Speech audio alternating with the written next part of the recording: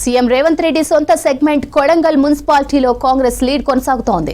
మొత్తం 12 వార్డుల్లో ఇప్పటి వరకు వచ్చిన ఫలితాల్లో 5 చోట్ల కాంగ్రెస్, 1 చోట బీఆర్ఎస్ ఆధిక్యంలో ఉంది. మరో గంటలో తుది ఫలితాలు వచ్చే ఛాన్స్ ఉంది. సీఎం రేవంత్ రెడ్డి సొంత సెగ్మెంట్ కొడంగల్ మున్సిపాలిటీలో కాంగ్రెస్ లీడ్ కొనసాగుతోంది. మొత్తం 12 వార్డుల్లో ఇప్పటి వరకు వచ్చిన ఫలితాల్లో 5 చోట్ల కాంగ్రెస్, 1 చోట బీఆర్ఎస్ ఆధిక్యంలో ఉంది. మరో గంటలో తుది ఫలితాలు వచ్చే ఛాన్స్ ఉంది.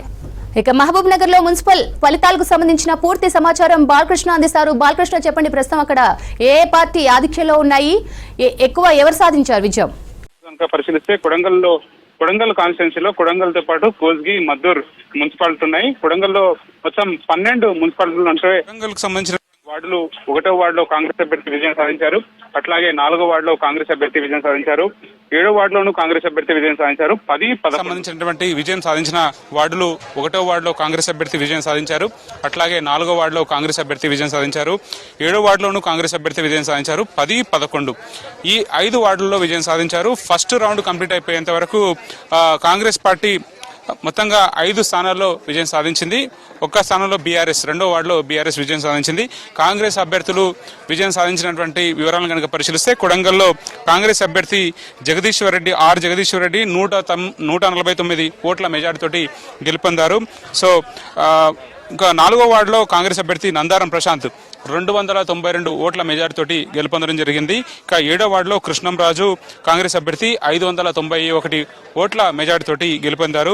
ఇక 10వ వార్డులో కాంగ్రెస్ అభ్యర్థి కూషగారి రాజశేఖర్ 312 ఓట్ల మెజారిటీతోటి గెలుపొందడం జరిగింది. 11వ వార్డులో కాంగ్రెస్ అభ్యర్థి బత్తుల అనిత 318 ఓట్ల మెజారిటీతోటి గెలుపొందారు. సో ఇప్పటి వరకు అంటే ఫస్ట్ రౌండ్ కంప్లీట్ అయిపోయే వరకు కూడా 6 వార్డులకు సంబంధించినటువంటి రిజల్ట్స్ వచ్చాయి. అందులో 5 స్థానాల్లో కాంగ్రెస్ పార్టీ అభ్యర్థులు ఘన విజయం సాధిస్తూ వచ్చారు. ఓట్ల తేడా కూడా మెజారిటీ కూడా ఎక్కువనే ఉంది. దాదాపు ఎక్కడ సింగిల్ డిజిట్ మాత్రం లేదు. దాదాపు 100కు పైన మెజారిటీ ఉన్నటువంటి స్థానాలే ఎక్కువగా ఉన్నాయి. చైర్మన్ అభ్యర్థిగా ఉన్నటువంటి జగదీశ్వర్ రెడ్డి అట్లాగే నందారం ప్రశాంత్ ఇద్దరు కూడా చైర్మన్ రేస్లో ఉన్నారు.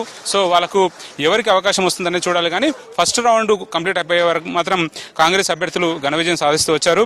ఇక బీఆర్ఎస్ గెలిచినటువంటి 2వ వార్డులో వాణిశ్రీ 51 ఓట్ల తేడాతోటి గెలుపొందడం జరిగింది.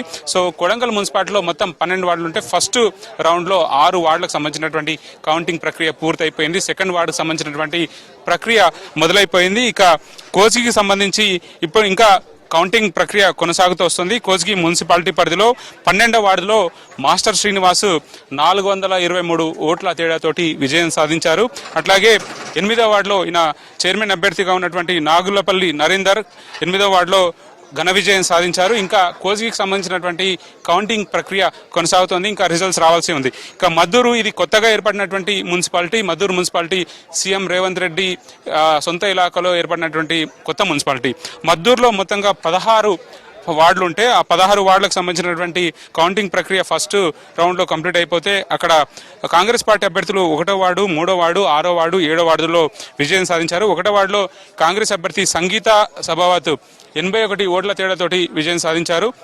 ఇక 3వ వార్డులో జీడి మౌనిక 11 ఓట్ల తేడాతోటి విజయం సాధించారు. సో కాంగ్రెస్లో మొత్తంగా కొడంగల్ కాన్స్టిట్యున్సీలో మాత్రం కాంగ్రెస్ హవా కొనసాగుతుందనేది మాత్రం స్పష్టంగా ఈ కోస్గి, కొడంగల్, మద్దూరు సంబంధించిన రిజల్ట్స్ బట్టి అర్థమవుతుంది. Vote studio.